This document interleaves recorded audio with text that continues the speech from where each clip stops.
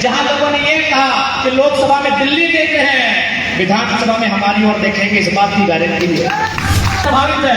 और अगर विस्थापन की बात करें तो हमारे धनबाद कहावत कहा जाता है कि धनबाद के चिरकुंडा से रामगढ़ के भटकुंडा तक जो उजड़ने का दौर हमने देखा है, हमारे गांवों को उजड़ने का जो दौर देखा है, विस्थापित होने का जो दौर देखा है, आज भी उसी दौर में हम जी रहे हैं। आज भी वही समस्या हमारे सामने है, आज भी उन समस्याओं का निराकरण नहीं हो पा रहा है। तो भाई ये सवाल और पुख्ता हो जाता है, ये सवाल और मजबूत हो जाता है कि झारखंड राज्य किसके लिए बना है, किसके लिए झारखंड राज्य बना है? क्या किसी परिवार विशेष के लिए बना है?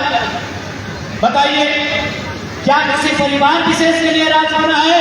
और या इस राज्य के तमाम 3.25 करोड़ 3.5 करोड़ के अनुमानित जो जनसंख्या है उसके लिए राज्य बना है? आज ये सवाल करा।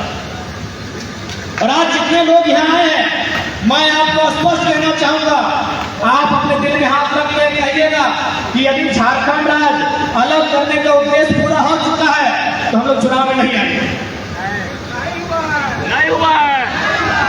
नहीं आएंगे हम लोग चुनाव में, नहीं लड़ना चाहेंगे हम लोग इलेक्शन, क्योंकि हम लोग विधायक संसद बनने नहीं आए हैं। पहला बात आपको कहेंगे, यदि विधायक संसद बनना होता तो आज दिल्ली के लोकसभा में हमारे साथ हमारे और एक साथी भी मेंबर ऑफ पार्लियामेंट का शपथ ले रहे होते।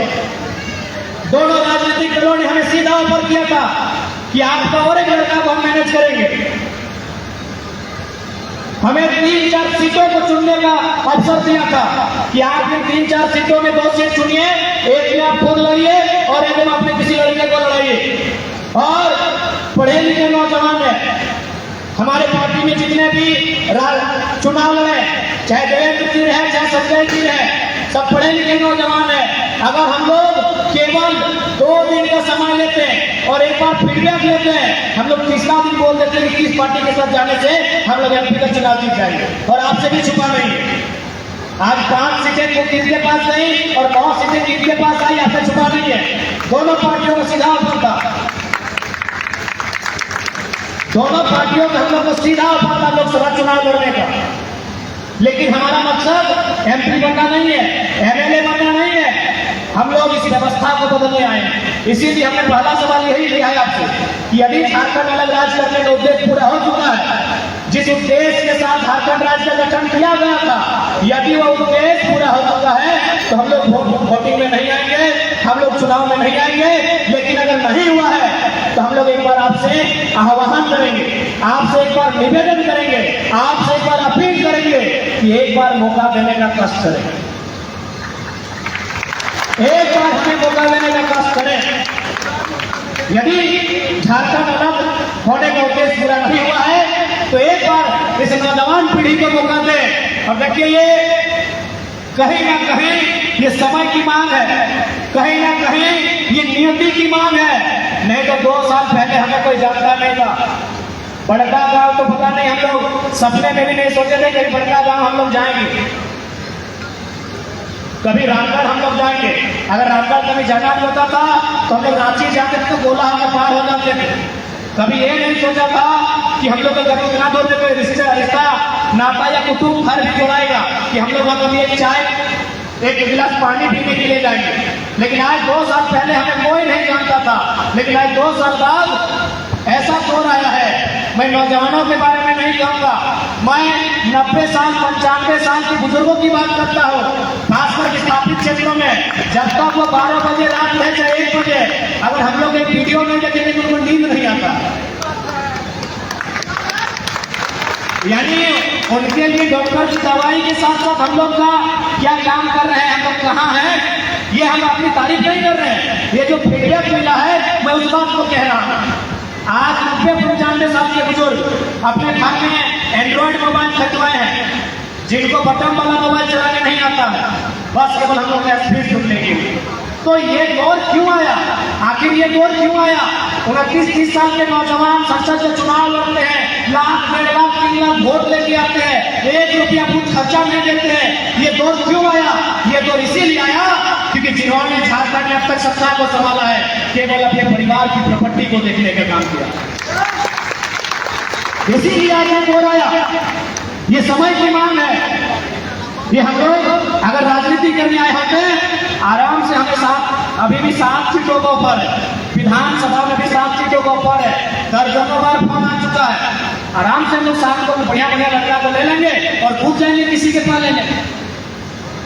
आज हम लोग नियति की मांग को लेकर आए हैं, इस राज्य के हालात को बदलने आए हैं, इस राज्य की तस्वीर को बदलने आए हैं। और हम ये भी नहीं कहेंगे कि हम लोग तो जादू की छड़ी लेकर आए हैं कि यूं घुमा देंगे और बदल जाएगा, लेकिन हाँ प्रयास करने आए हैं और प्रयास अंतिम सांस तक करेंगे, ये वचन देने आए हैं। जरूर बदलाव होगा और आप कब बदलाव के लिए तैयार होते हैं मुझे नहीं मालूम। मैं आपको एक मामूली घटना सुनाता हूँ चंद्रपुरा की। जैसे आपके पत्रातों में भी स्थापित है, चंद्रपुरा में भी ठीक आपके यहाँ शायद PTPS है ना, हमारे वहाँ CTPS है। CTPS के बगल में थर्मल प्लांट लगता है। जैसा कि प्लांट लगने के बाद की कहानी होती है, रैयत मुआवजा की मांग करते हैं, रैयत कंपनी की मांग करते हैं, वहां भी वैसा ही हुआ। फिर पुलिस बीच में आती है, कंपनी के दबाव में केस होता है, जैसा हर जगह पूरे झारखंड के रैयतों के साथ होता है। वहां भी 21 लोगों के साथ केस हुआ, लेकिन केस करने के बाद मैनेजर ने क्या बोला मालूम है? केस करने के बाद मैनेजर ने कहा कि वोटिंग के दिन का इंतजार कीजिए, 4 तारीख का इंतजार कीजिए, 4 तारीख में अभी 5 दिन का समय है, यानी जयराम महतो गिरिडीह लोकसभा जीत के चले आएंगे तो केस को वापस कर देगा। बहुत पागल लड़का है, पता नहीं क्या करेगा। आप पूछ लीजिए, 4 तारीख जैसे चुनाव हम हारते हैं, 5 तारीख को वो केस टेलो घाट ट्रांसफर किया जाता है। टेलो घाट उनका कोर्ट कचहरी पड़ता है, यानी ये सिस्टम उनको भी मालूम लगा। ये नौजवान पॉलिटिक्स में आएंगे तो फिर एक पाई का हिसाब लिया जाएगा। उतना चौड़ी आपने रामगढ़ में 2 फैक्ट्रियां हैं, रामगढ़ और मांडू में। उन्होंने अपने वर्कर को छुट्टी दे दिया था, जब तो उन्होंने कहा सर हम लोग तो वोट दे दिए हैं संजय जी को। बोला नहीं आप गिरिडीह जाइए और अपने रिश्तेदारों को कहिए जयराम महतो को वोट नहीं करना।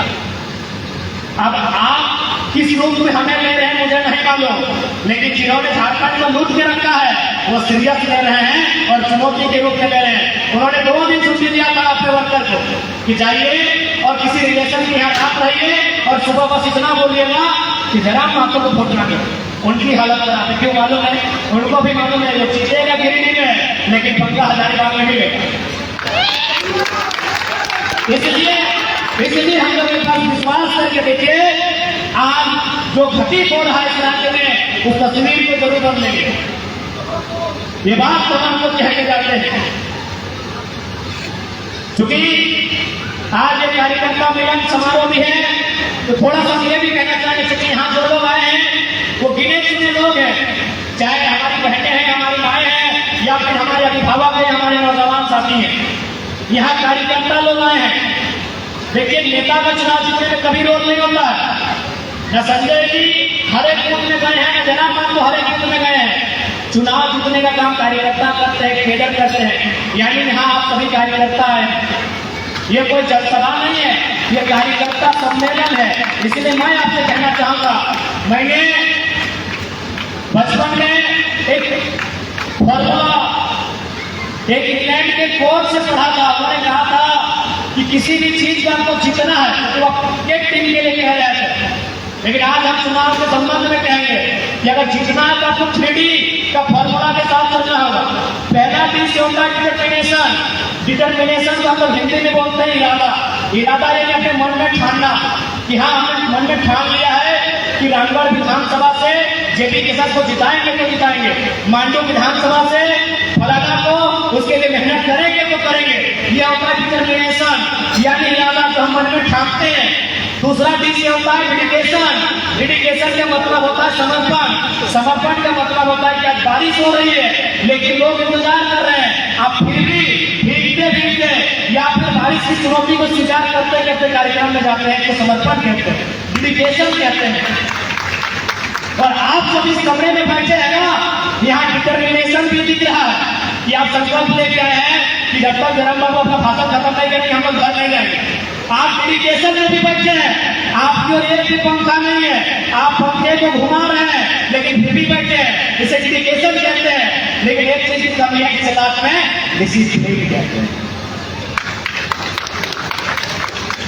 डिटर्मिनेशन साफ साफ दिख रहा है, आगे भी दिख रहा है, पीछे भी दिख रहा है, बाहर बैठे उनमें भी दिख रहा है, डेडिकेशन भी दिख रहा है, थोड़ा डिसिप्लिन नहीं दिख रहा है। हो सकता है हम में भी नहीं दिख रहा हो। हम ये नहीं कह रहे हैं कि हम मोदी जी की तरफ थोड़ी कह रहे हैं कि हम कोई अवतार लेके आए, इसी मिट्टी से आए। हो सकता है डिसिप्लिन हमने भी नहीं फॉलो हो रहा है।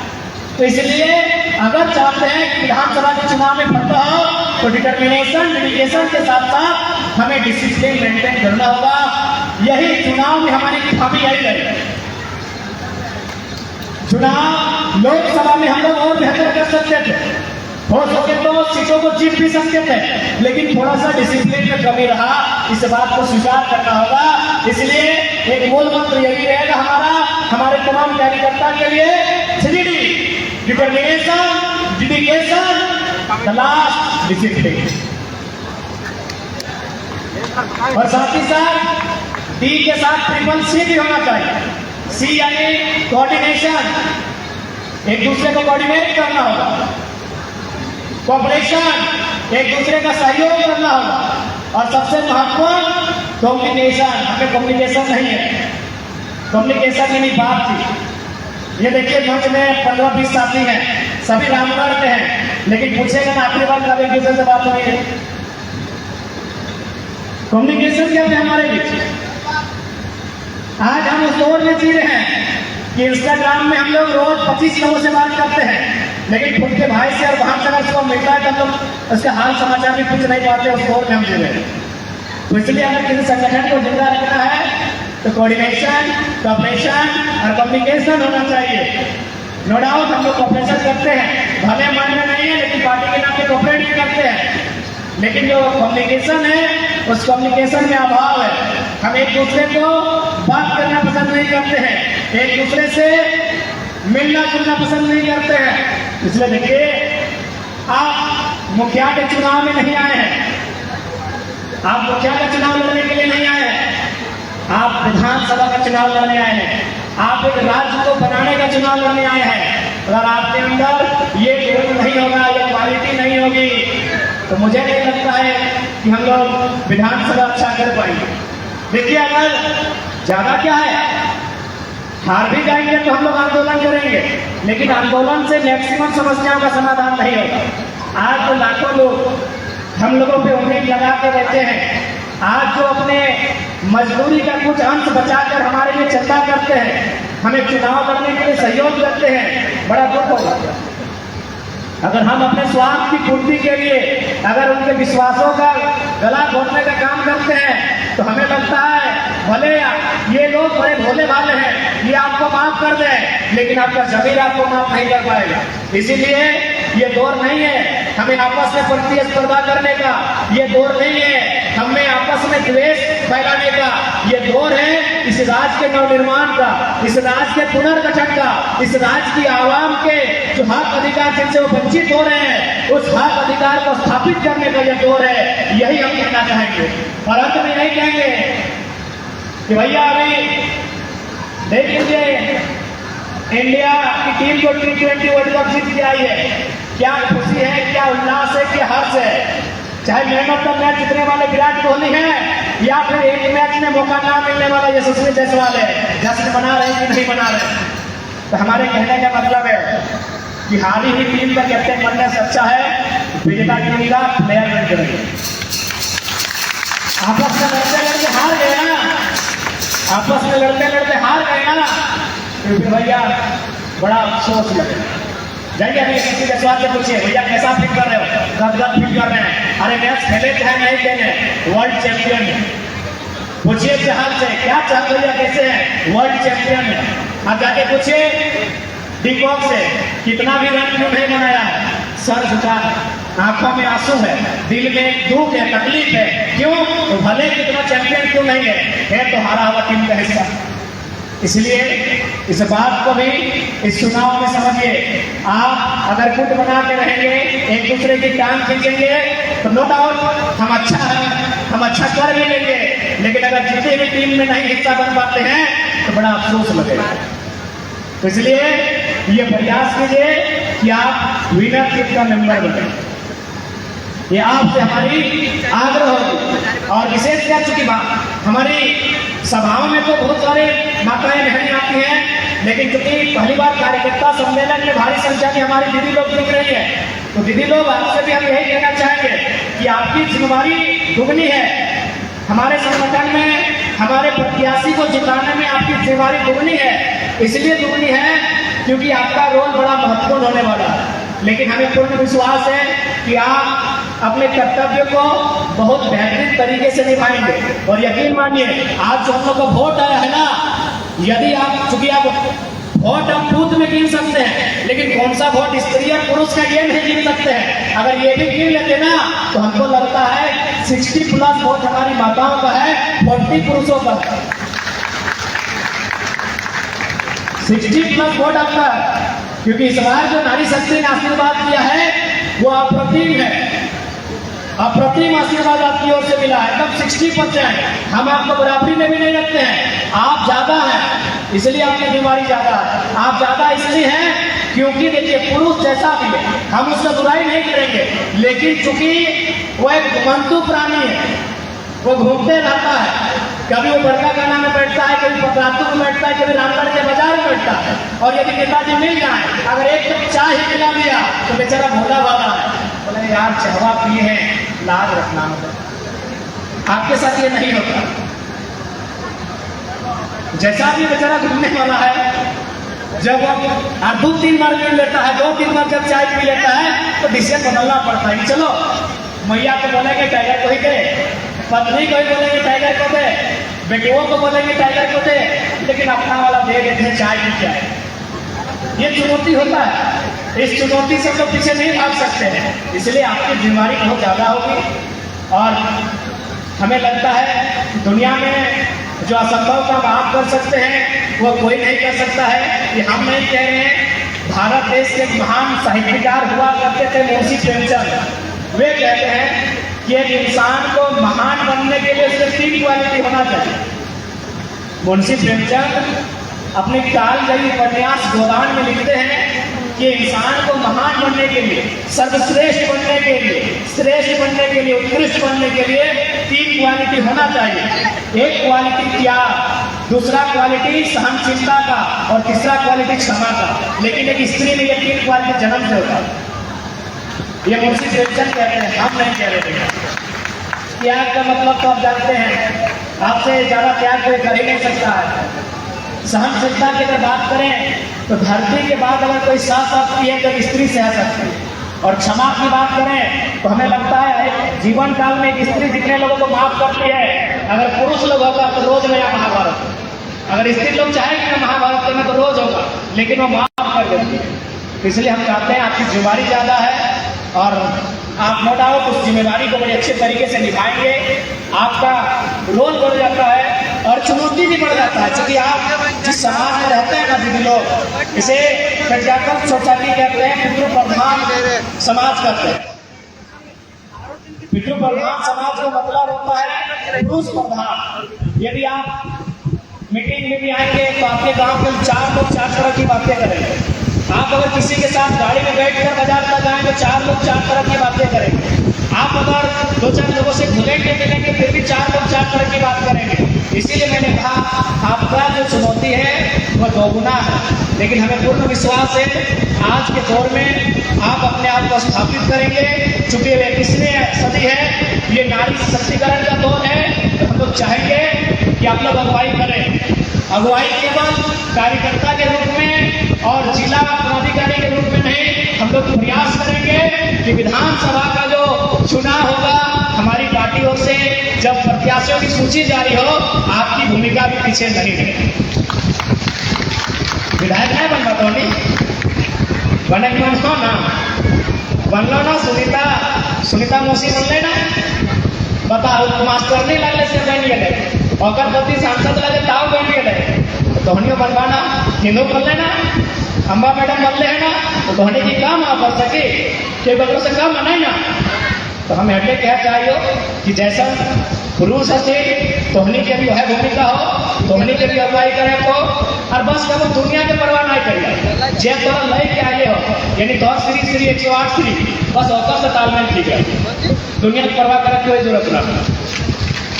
लेकिन अब दुनिया के रीत लगो दुनिया कभी तो दुनिया के रीत लगो कि निंदा उन्हीं की होती है जो लोग जिंदा है। जब तक जिंदा है तब तक निंदा होगी। अब मर के देखिए लोग कहेंगे रास्ता छोड़ के लाश जा रहा है। तो बस आपको जो लेकर आए हैं जिनके साथ आप 7 फेरों में बंधे हैं बस उनके साथ आपका तालमेल ठीक रहे। बाकी आप बाजार जा रहे हैं तो लोग क्या कह रहे हैं, मार्केट जा रहे हैं तो लोग क्या कर रहे हैं, किसी के साथ लिफ्ट लेके चल रहे हैं तो लोग क्या कह रहे हैं, छोड़ दीजिए। ये दुनिया उस दिन बहुत अच्छी हो जाएगी जब आप छोड़ के जाएंगे। क्या बोलेगी पता है, बेचारी जैसे ने हमें बढ़ी है, यही बोले। हाँ जी। तो ये संदेश हम आपको दे रहे हैं क्योंकि हमारे संगठन में ऐसा बात आ रहा है। दीदी लोगों की शिकायत हो रही है कि हमारा मनोबल थोड़ा गिर रहा है। तो निश्चित रहिए आपका मनोबल क्यों गिरने देंगे, जब आपके मनोबल को बढ़ाने के लिए, ऊंचा करने के लिए झारखंड की सबसे ऊंची चोटी पाराशनाथ से टाइगर आया है। आप अपने मनोबल को गिरने क्यों देंगे, आपका मनोबल ऊंचा रहेगा क्योंकि आवाज झारखंड की सबसे ऊंची चोटी पाराशनाथ से आया है। बिल्कुल अपने मनोबल को गिरने मत दीजिएगा हमारे दीदी लोग, एकदम नहीं गिरने दीजिएगा। ये दौर आपका है, ये सेंचुरी आपकी है, बस आप भी अगुवाई कीजिए। और साथ ही साथ अपने तमाम साथियों से, तमाम कार्यकर्ता बंधुओं से भी यही कहना चाहेंगे कि आगामी विधानसभा का चुनाव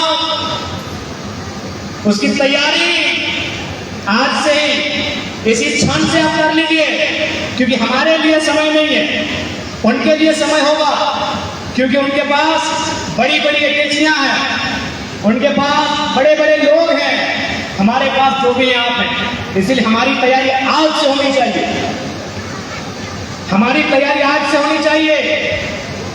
जिस प्रकार आपको याद होगा नेटवर्किंग में कोई लोग जुड़ते हैं उसको बोलते हैं कि तुम 23 घंटा अपने लिए काम करना, 1 घंटा कम से कम 4 लोगों को कन्विंस करना। तो हमारी तैयारी आज से है। आप जिससे भी बात करें, टेलीफोन में अपनी माता जी से बात करें, अपने भाभी से बात करें, लेकिन लास्ट में जरूर बोलिएगा कि बार गड़बड़ ना करिए, लोकसभा में जो घले घटाए विधानसभा में आज से।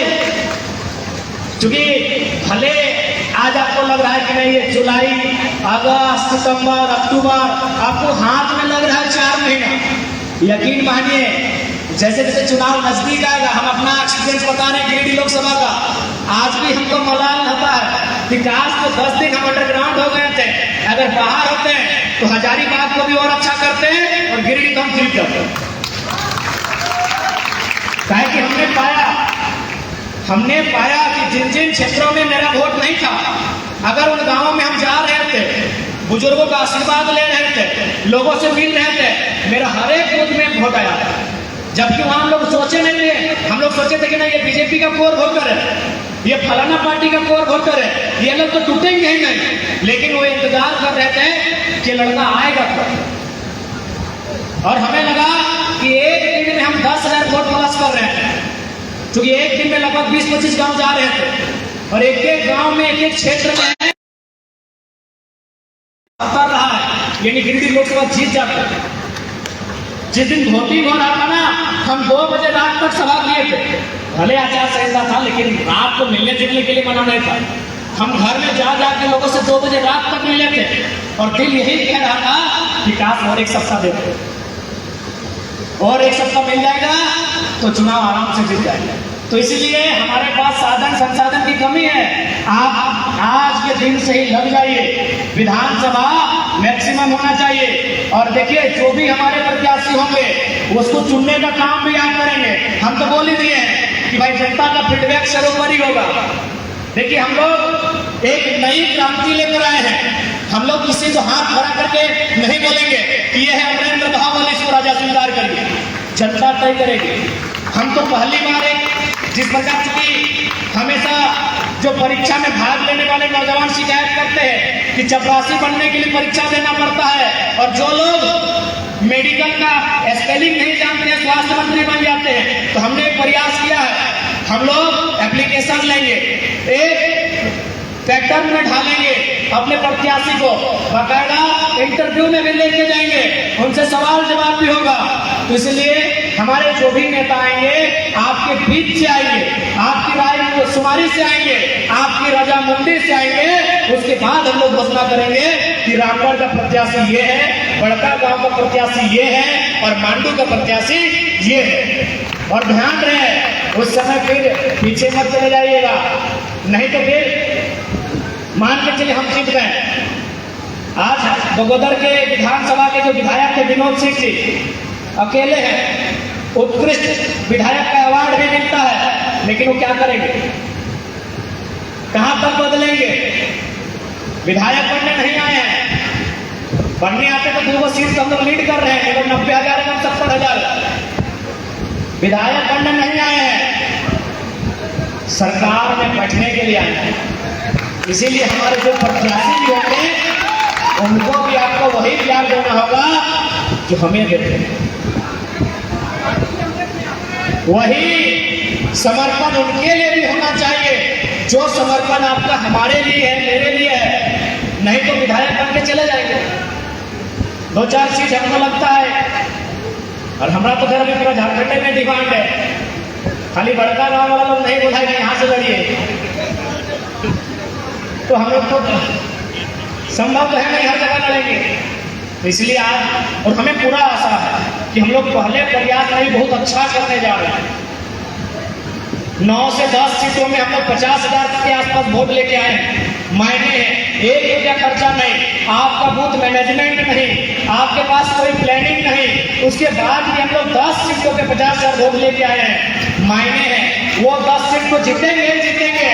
उसके बाद भी बहुत सारी सीटें हैं जहाँ पर प्रत्याशी नहीं दिए थे, जहां लोगों ने ये कहा कि लोकसभा में दिल्ली देख रहे हैं, विधानसभा में हमारी ओर देखेंगे, इस बात की गारंटी है। क्योंकि आज हमारे इस राज्य के लिए ये भी हमारे लिए गर्व की बात है, हमारे 8 प्रत्याशी में शायद 6 तीसरे नंबर पर रह रहे हैं कि नहीं, यानी इस राज्य का तीसरा विकल्प हम बनने जा रहे हैं।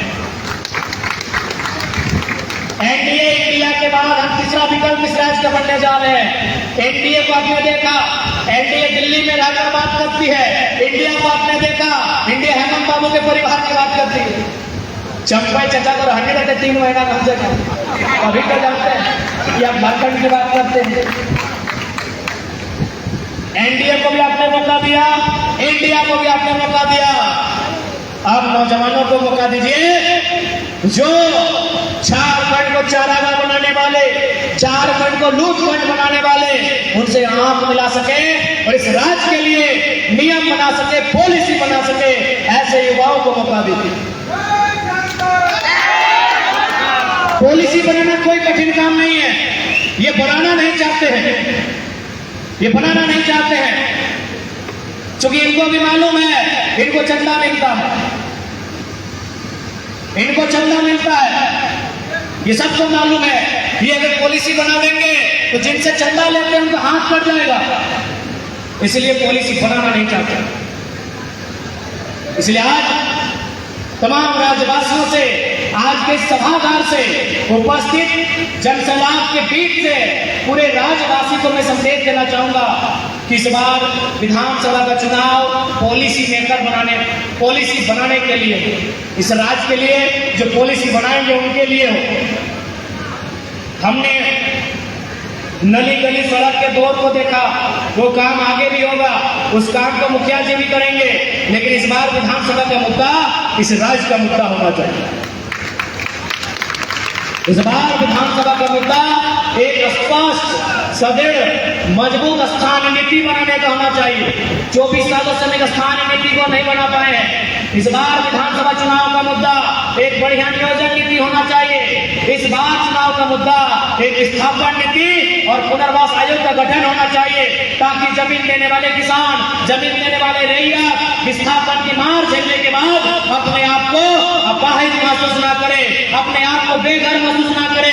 तो आज इस बार का चुनाव नीति बनाने के लिए हो, और किसके लिए नीति? झारखंड के लिए, अपने परिवार के लिए नहीं। परिवार की नीति बन चुकी है। वो नीति आजसू भी मान रही है, वो नीति जेएमएम भी मान रही है और बीजेपी कांग्रेस भी मान रही है। आपको भले जानकारी नहीं है, झारखंड के गरीब छात्रों के लिए नियोजन नीति नहीं बनी है, बाकी उनके लिए नियोजन नीति बन गई है। अगर आप कांग्रेस की बात करेंगे तो देखिए बगल में नियोजन नीति, सुबोध काम की बेटी कौन है भाई, आ गई ना, 4.5 लाख वोट ले आई ना, नेता बन गई ना। ये है नियोजन नीति नेताओं की। आइए आजसू की बात कीजिए, संसद जी सांसद, पत्नी जी बन गई विधायक, बन गई ना नियोजन नीति। हेमंत जी की बात कीजिए, मुख्यमंत्री, भाभी विधायक जानने से बन गई ना नियोजन नीति। कहां नहीं है नियोजन नीति? हजारीबाग, यशवंत सिन्हा, जयंत सिन्हा, बन गई ना नियोजन नीति। इस राज्य में, इस देश में नियोजन नीति है, लेकिन नेताओं के बेटों के लिए है, पूंजीपति के बेटों के लिए है, उनकी बेटियों के लिए है। हमें ऐसी नियोजन नीति बनानी होगी जिस राज्य के युवाओं के लिए बने, इस राज्य के युवाओं के लिए नियोजन नीति बने। हमें ऐसी सरकार बनानी होगी। बाकी आप इनसे बिल्कुल अपेक्षा नहीं कर सकते हैं, इनसे नहीं होगा। इसलिए नहीं होगा, जिस दिन अपने परिवार के ऊपर देखेंगे तभी हो पाएगा। उनको बोलिए, सबसे पहले उनको बोलिए, आप अपने परिवार के जितने सदस्यों को इस्तीफा मंजूर कराए। अगर वो अपने परिवार से बाहर नहीं सोच पाएंगे तो कैसे इस राज्य के बारे में सोचेंगे? बिल्कुल, आप झारखंड की जो क्षेत्रीय दल है, आप उन्हीं को बोलिए। सबसे पहले जेएमएम से बोलिए कि इस बार सारा वोट आपको ही देंगे, लेकिन शर्त है बसंत सोरेन और कल्पना सिंह को इस्तीफा दिलाइए। आप सुदेश जी से बोलिए इस बार सारा वोट आपको देंगे आज सुबह, लेकिन शर्त है आप चौधरी जी से और मौसी जी से इस्तीफा दिलाइए। अरे भाई, दोनों दो क्षेत्रीय दल हैं, दोनों से सवाल कीजिए, क्या एक परिवार तक सीमित रखेंगे आप? सत्ता को एक परिवार तक सीमित रखेंगे, संसाधनों को एक परिवार तक सीमित रखेंगे, या संपत्ति को एक परिवार तक सीमित रखेंगे? इससे बाहर आना होगा। जब तक आप इससे बाहर नहीं आएंगे, समस्याओं का समाधान नहीं होगा। आज हमारी इकोनॉमी सेंटर में जमा हो चुकी है, उस इकोनॉमी को सेंटर टू लेफ्ट करना होगा। लेफ्ट का मतलब आम व्यक्ति तक लेके जाना होगा। आम व्यक्ति मतलब कंपनी में 5 लाख संसद और विधायक का चंदा नहीं, उस 5 लाख में 50 नौजवानों को 10,000, 15,000, 20,000 का रोजगार मिले, इसे कहते हैं सेंटर टू लेफ्ट। धनबाद में एक कंपनी आई थी हमारे पास, हमने आंदोलन के हटा के बात किया था, हमें बोली कि आपको मंथली 1.25 लाख रुपया, 1.5 लाख रुपया देंगे। हमने कहा नहीं चाहिए, 20 को लड़का को रखिए, उन्होंने रख लिया। हम कुछ नहीं है, ये हम अपनी आप नीति सुना रहे हैं। अगर ऐसा हम पूरे तमाम कंपनियों में करने लगे ना, तो हमको लगता है करोड़ रुपये मेरा महीना आएगा, और इनका आता है, इसीलिए नीति की बात नहीं करवाते। ये मजबूर है, उनके चलने से, उनके करोड़ रुपए से इनके ऐशो आराम का जीवन चलता है। ये हम अपना एक्सपीरियंस बता रहे हैं। हमें धनबाद में, बोकारो में, जहां जहां आंदोलन का विषय बनता है, हर जगह ऊपर आता है, हर जगह ये ऊपर आता है कि आप लोग मैनेज हो जाइए, मैनेज हो जाइए। हम लोग कहीं 10 को, कहीं 40 को, देखिएगा पढ़िएगा अखबार में भी कि हम लोग 40 को, कहीं 20 को। तो भैया, जब तक ये नेता इस संपत्ति को सेंटर टू लेफ्ट ले जाने के पक्ष में नहीं रहेंगे, आप और हम नारा लगा लगा के, जिंदाबाद कर करके, सर पटक पटक के मर जाइएगा, नहीं बदलेगा। ये राज तभी बदलेगा जब एक आम व्यक्ति का जेब में बदलाव होगा। हवा पानी बदलने से राज नहीं बदलेगा। ये राज नदियों के लिए अलग नहीं हुआ है, ये राज पहाड़ों के लिए अलग नहीं हुआ है, ये राज इंसानों के लिए अलग हुआ है। और इंसान का मतलब उसकी आर्थिक स्थिति से है, इंसान का मतलब उसकी आर्थिक स्थिति से है। तो इस राज्य के जो नेतृत्व करता है, जो MP MLA चुनकर जाते हैं, उनको इन आर्थिक विषयों पर चर्चा करना होगा। यदि वो आर्थिक विषयों पर चर्चा नहीं करेंगे, उनको नेतृत्व करने का अवसर मत दीजिए। अगर वो नेतृत्व करते करते आपके और उनके बीच अगर दूरी बना लिए, अंग्रेजों से भी बुरी व्यवस्था हमारे राज्य की होगी। चलिए, अभी तो कम से कम बोल दे रहे हैं। अब अगर ऐसा होगा ना, चलिए आज से 30 साल पहले आप याद कीजिए, कोई भी नेता, कोई भी विधायक अगर आप बोलते तो अपने खेतों से पिटवा देता था, पिटवाता था कि नहीं? फिर वो दौर आएगा। आप उनकी गलत नीतियों की आलोचना नहीं कर पाएंगे। क्यों?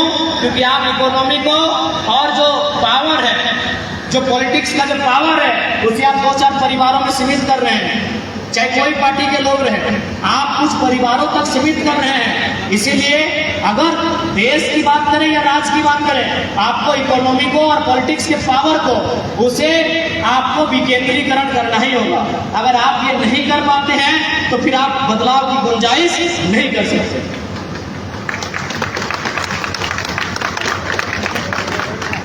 तो इसलिए ज्यादा समय नहीं लेंगे, क्योंकि काफी गर्मी, काफी उमस है और उम्मीद करते हैं आपके अंदर जो आज ये आग इस सभागार में दिख रही है, ये विधानसभा के चुनाव में भी दिखेगी। तैयार है ना? विधानसभा के चुनाव में बदलाव के लिए तैयार है ना? और आप निश्चित रहिए, हम लोग आपके विश्वास पर खरा उतरने के लिए अपना सर्वस्व न्यौछावर करेंगे। आपने जो विश्वास जताया है, आपके विश्वास का किसी भी सूरत हाल में न समझौता उससे किया जाएगा, न उससे हम लोग पीछे हटने का काम करेंगे। आपका विश्वास, आपका भरोसा सर आंखों पर होगा, वही हमारा सबसे पहला ताज होगा। आपका विश्वास ही हमारा ताज होगा।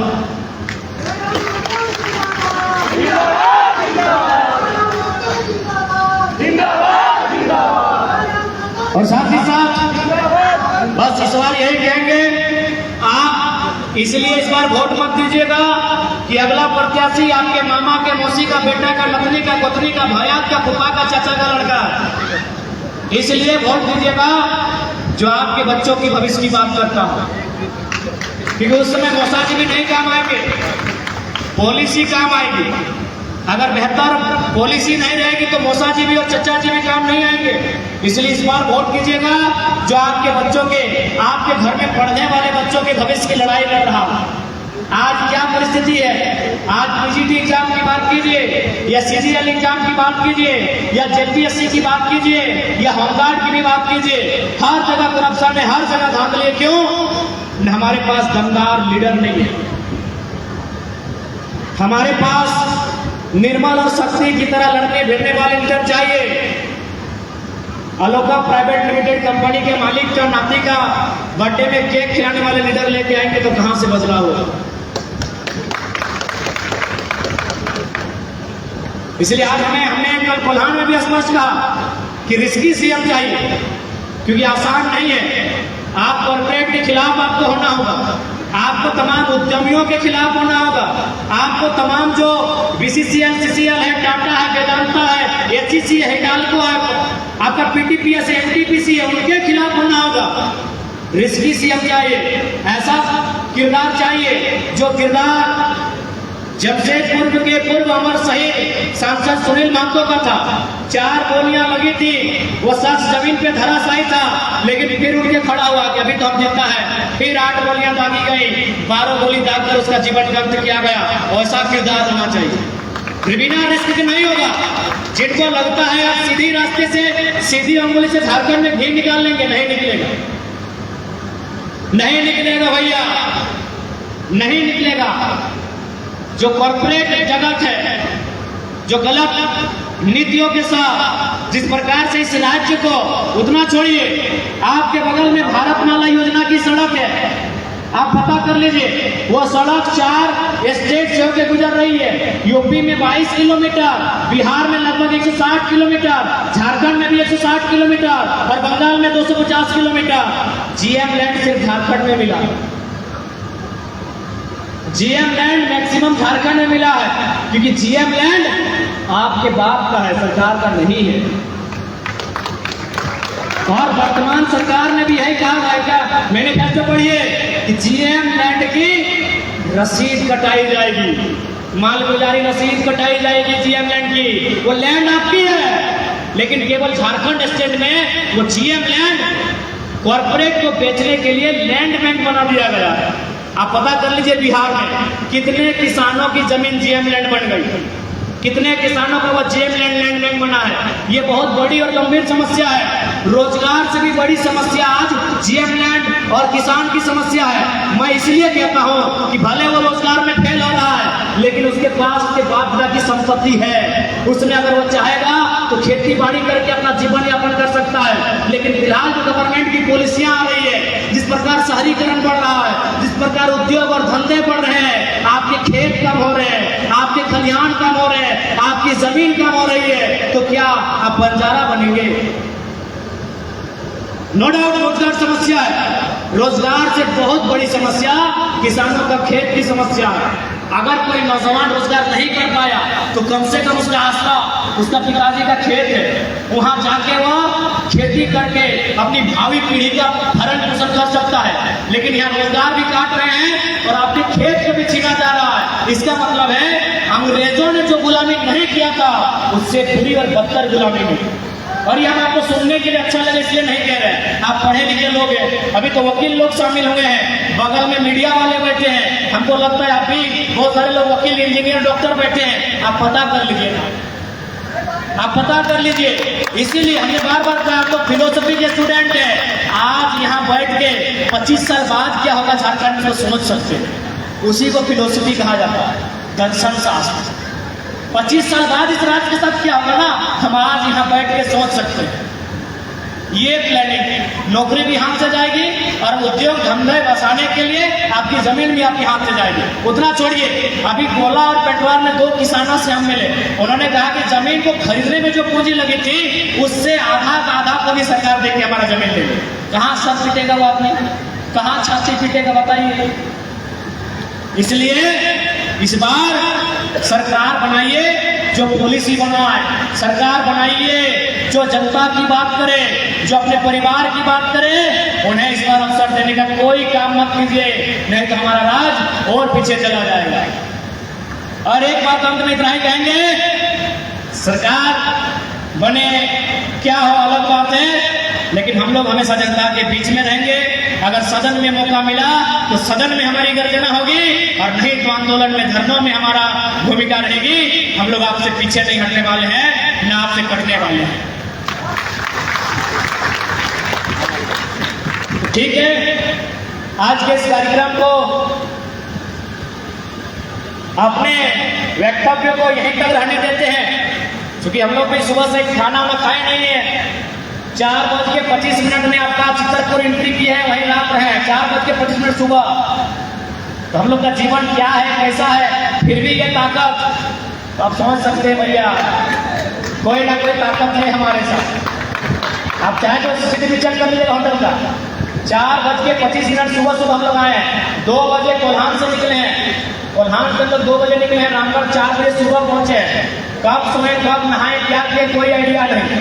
फिर भी इस ताकत के साथ आपके बीच संबोधन कर रहे हैं। इसका मतलब कोई ताकत है जो सपोर्ट कर रही है। उस ताकत को स्वीकार कीजिए इसका विधानसभा के चुनाव में। सानू महतो झारखंडी को लाइक, फॉलो, शेयर, कमेंट करें।